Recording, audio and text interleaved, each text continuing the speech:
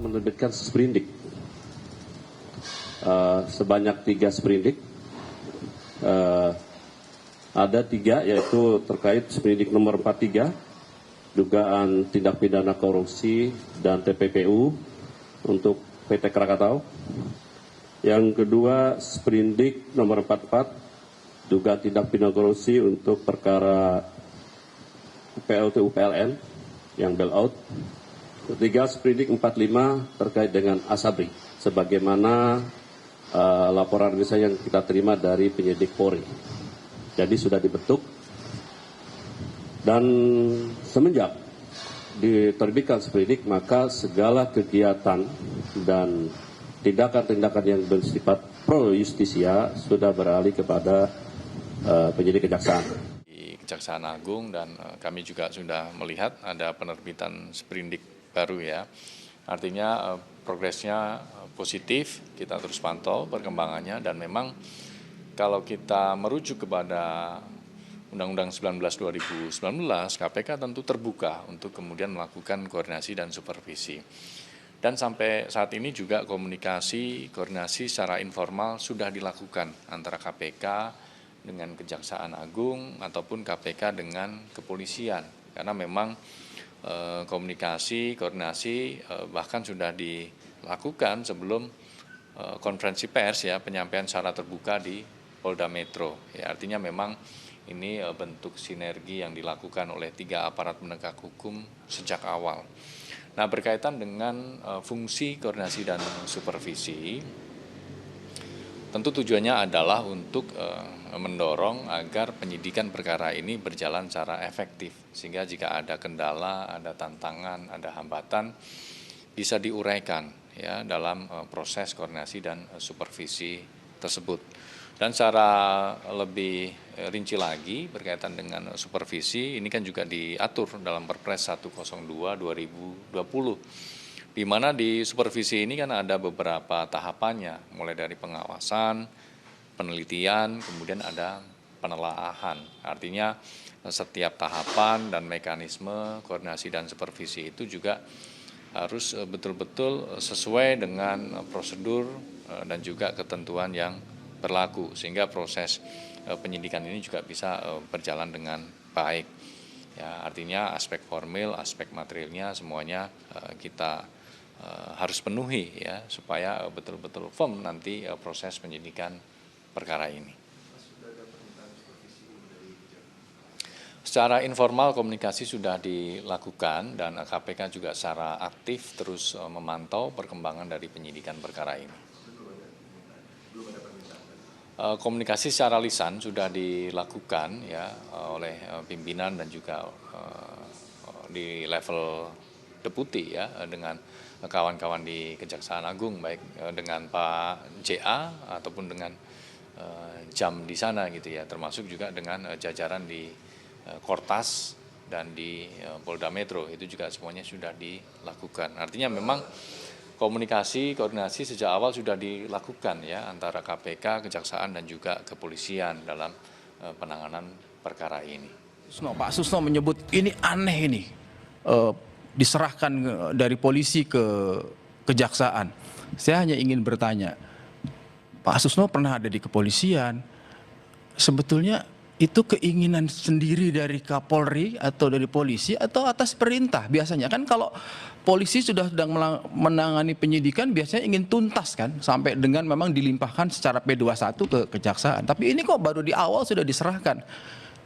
Tidak aneh ya. Oh, tidak aneh. Saya kira ini hal yang biasa.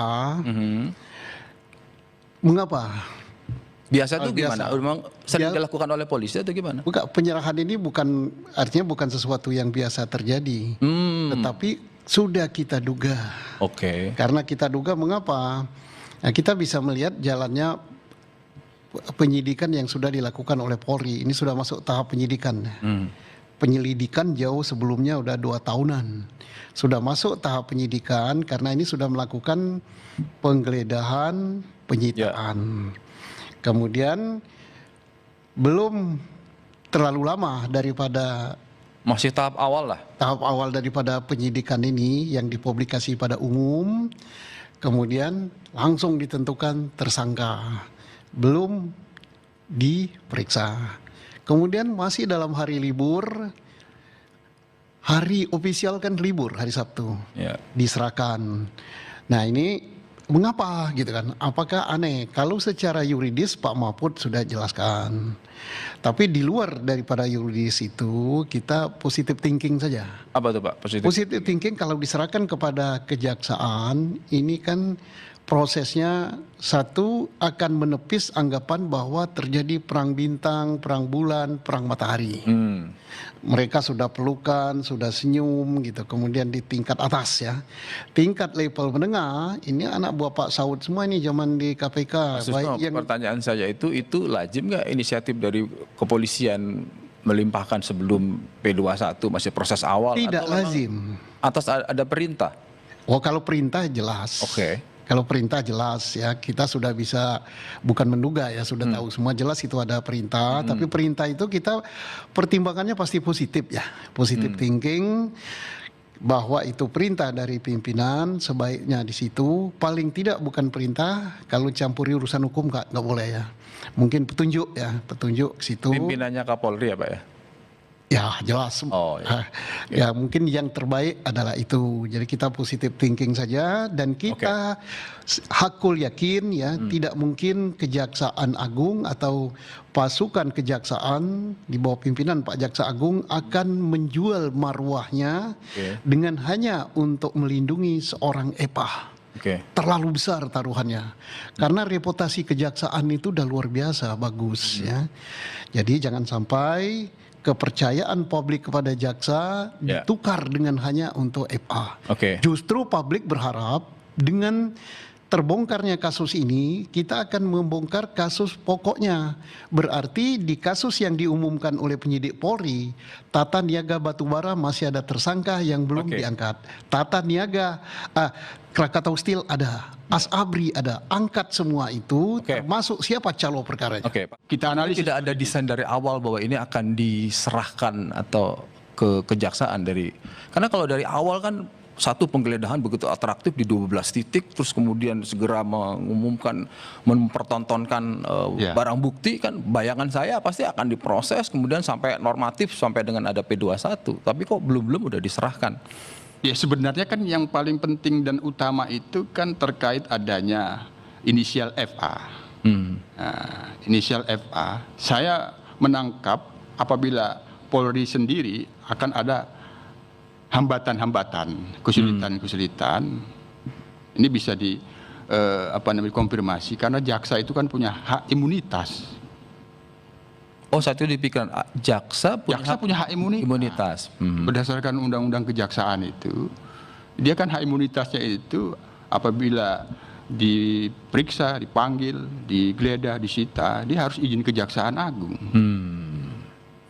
Itu tapi kan itu tidak bisa itu pasti tidak bisa dilakukan Polri dulu. Polri kan melakukan pengumpulan informasi dulu kan, yang ini kemudian yakin. Tas ditambah ada LP, maka diterbitkan SPDP, nah dilakin.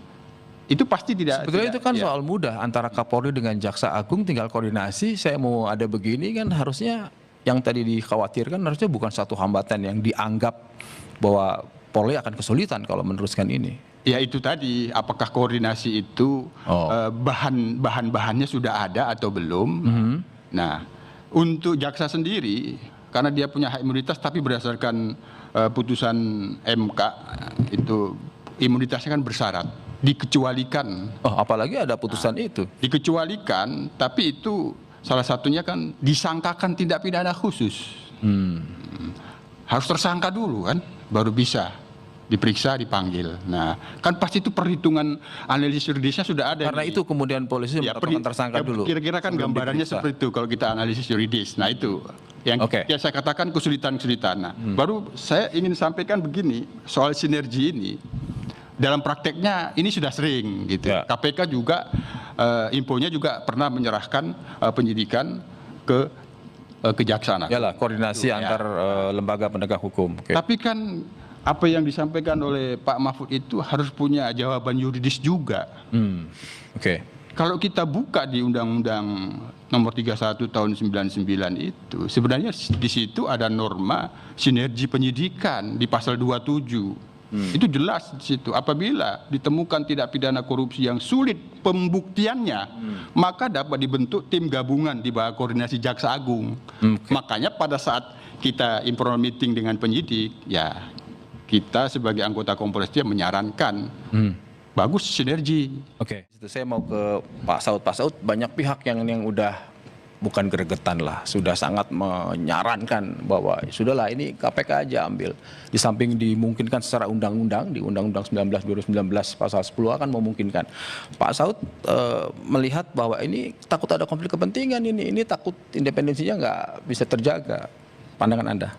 Ya, jadi tujuan dari apa yang kita bicarakan malam ini kan sebenarnya kita tidak ragu peristiwa pidananya sudah terjadi. Ya. Itu satu. Kedua, kita ingin membawa proses ini ke depan pengadilan dengan fair, se-fair-fairnya, sejujur-jujurnya, setulus dan seadil-adilnya. Nah, kalau kita kemudian bicara bagaimana di luar dari formil material, kita nggak ragu soal formil material. Oke. Artinya itu nanti silakan kalau dia FA ini mau pra-peradilan juga. Tetapi kita sekarang masuk ke manajemennya sebenarnya. Jadi di dalam manajemen penanganan perkara. Yes. Manajemen itu kan paling utama itu kan sebenarnya yang disebutnya GRC itu. Governance, Risk and Compliance. Yes. Kita pakai 3 tools ini aja dulu ya. Bagaimana kita menggovern ini? Mengatur ini gimana gitu. Nah, kalau by definition kan memang sebenarnya di Undang-Undang 19 itu sudah jelas. Ya, KPK itu dikatakan itu berwenang. Berwenang mengambil alih, berwenang mengenangani, ya kan? Bahkan dalam keadaan tertentu kalau di pasal 11 itu mengatakan kalau terlebih melibatkan penegak hukum, dia berhak mengambil alih itu. Itu di pasal 10A itu jelaskan. Jadi kalau kita bicara governance itu dia. Dasarnya itu yang disebut oleh Pak Mahfud. Nah, kalau kita bicara kemudian risknya, ya kan kita bicara GRC tadi ya, governance risknya, risikonya besar sekali ini karena diserahkan kepada orang yang punya potensi konflik tinggi. Ya. Nah, itu agak sulit, transparan, akuntabel, bebas konflik kepentingan dan fair jadi keganggu, ya kan, risknya itu. Jadi kemudian C-nya compliant. Ya, kita yakin nggak ini mereka comply dengan semua KUHP, Undang-Undang KPK, Undang-Undang Tindak Pidana Korupsi. Jadi GRC-nya ini beresiko kalau itu diserahkan diserahkan kepada instansi di mana EPA ini berada. Jadi itu akan lebih kepercayaan juga akan lebih baik. Dan kemudian jangan lupa Undang-Undang KPK itu kan sebenarnya mengatasi risiko adanya konflik kepentingan di kepolisian dan kejaksaan kan.